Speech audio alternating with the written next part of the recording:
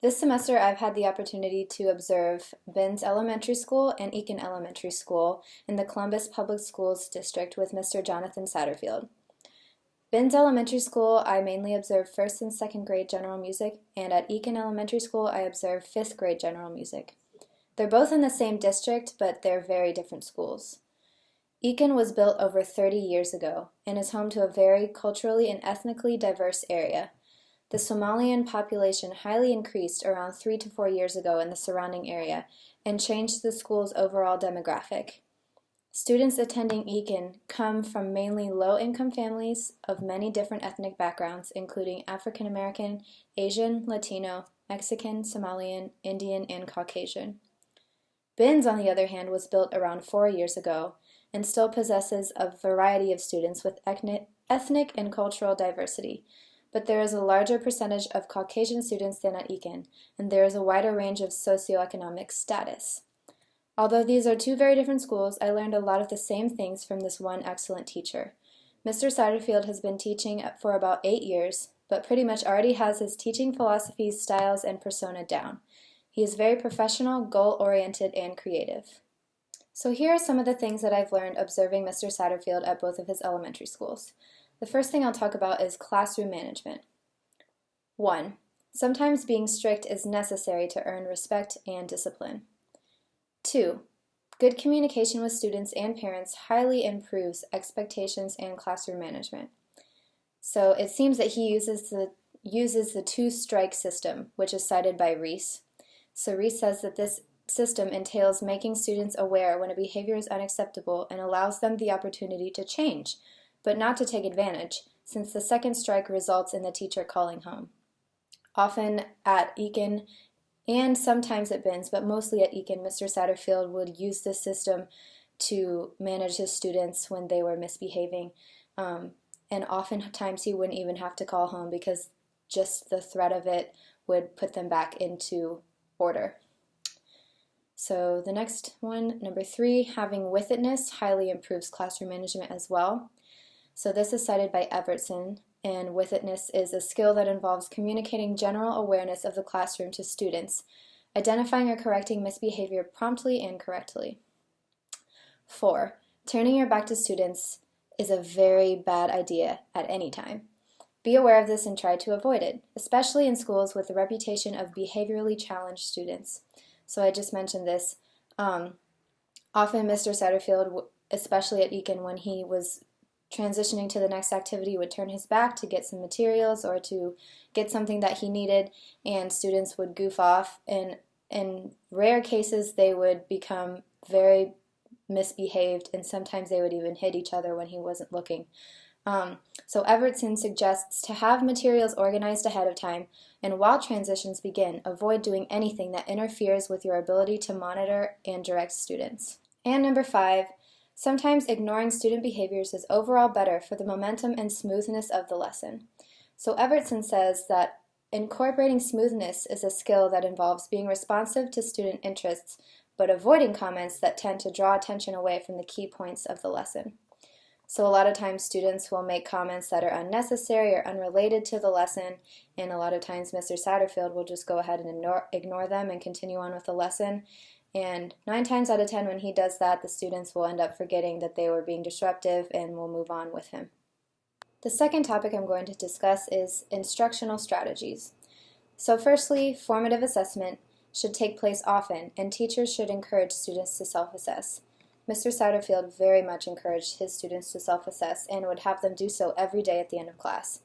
It would double as attendance, and he would call their name, and they would rate themselves on a scale of 1 to 4 on how they did in the class behaviorally and how they learned, and the students were actually very honest and would give themselves an accurate rating based on how many times he had to call their name, or if they were really good, then they would get the high score.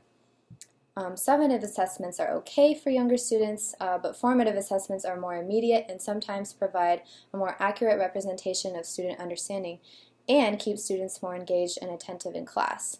So some of his ideas for formative assessments were raising your hand if you know the answer, playing review games, using rhythm flashcards, or having an open Q&A session. As stated by Asmus in his assessment article, in general, the need for teachers to document student learning in music has become critical for demonstrating that learning is taking place in America's music classrooms. So number 2, modeling is a great and effective way to get students to understand your expectations of their performance and behavior. So often during warm-ups of the day, Mr. Satterfield would model how he wants his students to sound, especially if they were not as energized or excited as he would like them to be.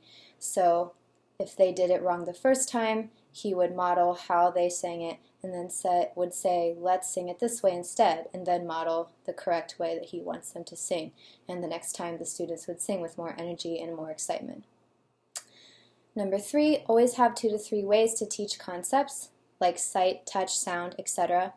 A lot of times Mr. Satterfield will use this when he's teaching new concepts. He will use his smartboard, which serves as both touch and sight. He will play music, he will have them sing music, so that serves as sound. A lot of times they will get 2 to 3 or even more ways of learning when they're learning new concepts almost every day. Number 4, you won't need a lesson plan forever, and when you use it, be prepared to change it on the spot and make room for interpretation. So Mr. Satterfield has a lesson plan that he sometimes refers to, but he will often change it if the students need to, per se, repeat a lesson, or they just need to go over something in more detail. And that brings me to number 5, repeating lessons is not a bad thing. It reinforces the concepts learned, especially if students enjoyed it or had fun during the learning process. And Mr. Satterfield would often repeat lessons, sometimes 2 to 3 times, especially with his younger students in 1st and 2nd grade. He doesn't see them all that often, and repeating lessons just helps reinforce it. And some of them are games that, while they are educational, they are also very fun for them to take part in. And finally, number 6. With younger groups, it's better to teach them in one group instead of breaking them up or having them work individually. The next topic I'm going to discuss is conducting instruction. And so this mainly has to do with transitions and pacing, and I have to say that Mr. Satterfield was excellent at both of those things for the most part. So the first thing is, with younger students, pacing and transitions are arguably just as important as the lesson itself. It could mean the difference between a successful and unsuccessful lesson. So younger students do well with a variety of smaller, evenly paced activities as opposed to just a few longer activities. And transitions involving movement and or beginning the next activity during the transition is extremely effective in keeping students attentive and well behaved. Number 2, transitions will be much smoother if the teacher is prepared and knows the lessons well. And I have to say that Mr. Satterfield has all of his songs that he's going to teach for the day memorized. He knows all of the words. He's never looking at a book or a notebook or anything like that. And so his transitions are always very smooth, because right when he's done with one activity, he could just start singing the song and have them repeat it back to them while he's transitioning to the next activity, and it's flawless and it's very smooth. I also had the opportunity to observe students at a middle school, and this school was Ann Simpson Davis Middle School in Dublin City School District with Mr. Alan Lively. So he taught a bunch of different choirs, including 6th grade choir, but he treated it more like a general music class. He has 4 separate classes of 6th grade actually, but they're all the same ensemble. And this is a required class, which is why there are so many students, but starting in 7th grade it becomes optional and the numbers then thin out. Mr. Lively has been teaching for over 30 years and is getting ready to retire. He specializes in theater but doesn't get to use that skill as much as he would like. Overall, he is very energetic, loud, and engaging. So now I'm going to talk about the things that I learned from observing Mr. Satterfield. The first topic I'll talk about is classroom management. And so number 1, being close in proximity to kids will 9 times out of 10 solve the behavioral problem. Reese cites this in his article, saying that the next level of intervention requires the teacher to walk toward and sit next to the student. Proximity will often help the student refocus on the classroom activity. Mr. Lively would do this all the time. He would walk around the class. He would never stay in one place. He would get in their faces all the time, and he would tell Amy and I that if you're staying in one place the whole time, like for example behind the piano, they know where you're going to be, and they can expect that, and so they'll stop paying attention. Maybe they might have some behavioral problems, but if you're constantly moving around, getting in their face, like they don't know where you're going to go next, and so they're more likely to pay attention and more likely to be on task. Number 2, he also possesses witness, which highly improves classroom management, and I spoke about that the previous time, so I won't get into that again. Number 3, there is a tricky balance between having fun and goofing off with kids and knowing when you're adding to being off task.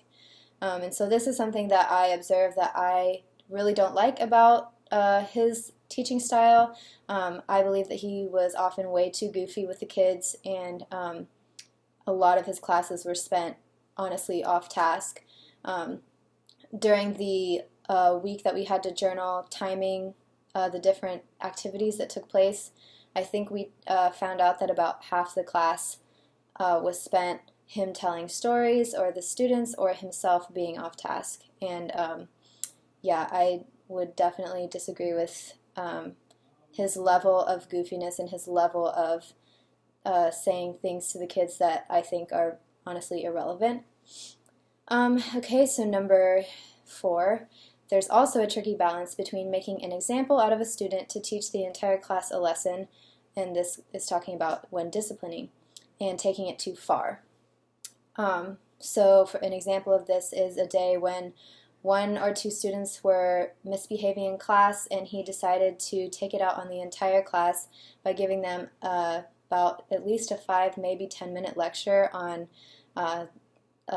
their immaturity and how they were acting like 4th graders, and how like the whole administration was talking about how the 6th graders are super immature. And then he made them sit in silence for 15 minutes, the entire class, for just 2 students who were being disruptive. So to me, I feel like that he has a false sense of referent power, or he has less of it than he thinks. And referent power is known as having a healthy sense of humor, maintaining a respect for the feelings and rights of the students, and demonstrating to the students sincere concern for their best interests. So while he does have some of this power, I feel like he thinks that that is all that he can play off of in order to have the students, you know, have a rapport with him and behave, but it doesn't always work. So a lot of time when managing and disciplining, he ends up using legitimate power, which is really honestly out of character, and the students are often confused by it. And legitimate power, by the way, is the basis for teacher authority, and is similar to the inherent power in other occupations like police officers or lifeguards. And both of those definitions were provided by Weiland in his article.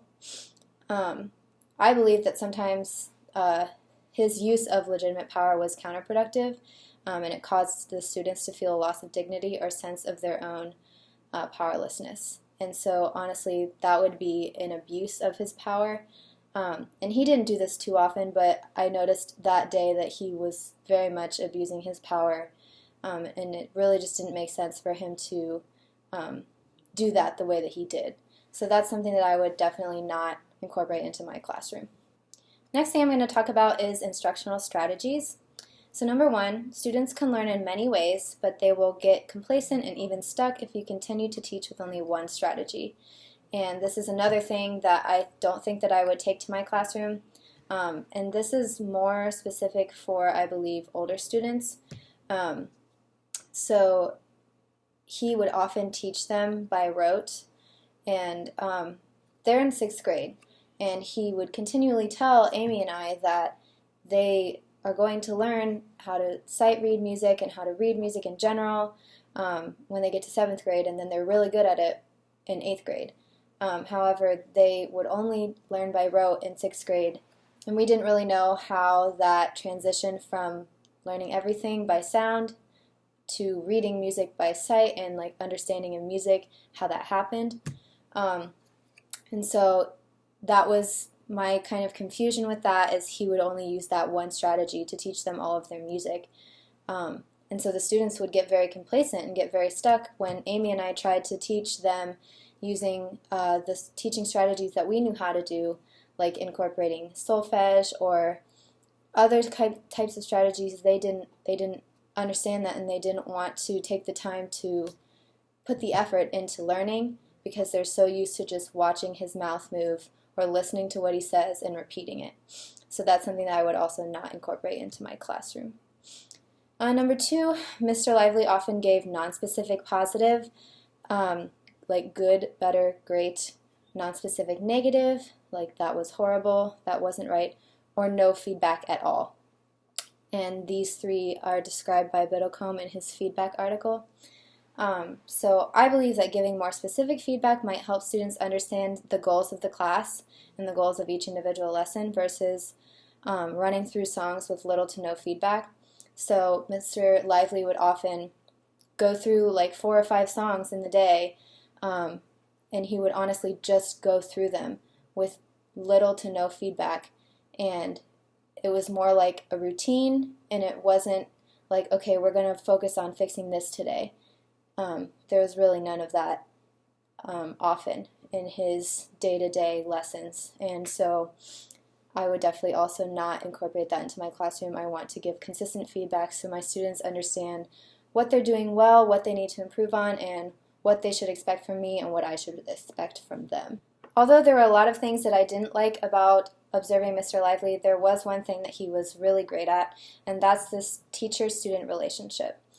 So the greatest thing I learned from him is the more of a rapport you have with students, such as how well you know them, their family, and their individual situation, the more smoothly your classes will go, because you will be able to handle situations in a different way, and you will understand your students better. And in general, it's important to realize that the students themselves are more important than the music. And Mr. Lively demonstrates this on a day-to-day basis. I know one time there was a student who was not participating at all, and because he knew her situation and he knew that she had just moved to a new place and she was just living with her mom right now, and her mom worked so much that she didn't even come home in time to make her dinner, and she was home by herself for the majority of the night. Because he knew those things about her, he knew not to say, why aren't you participating, or send her to the office, or react inappropriately, because he knew that she was honestly just upset, and she just needed to take some time to either at least talk to him or just remove herself from the situation. And so he did just that and took her out into the hallway and talked to her and brought her back in, and she was better. And so instances like that, when you build a rapport with your students and you understand where they're coming from and what their story is, you're going to have a better flowing classroom because your students will respect you, you will understand your students, and you will know how better to treat them and how to run your classroom effectively for all of them.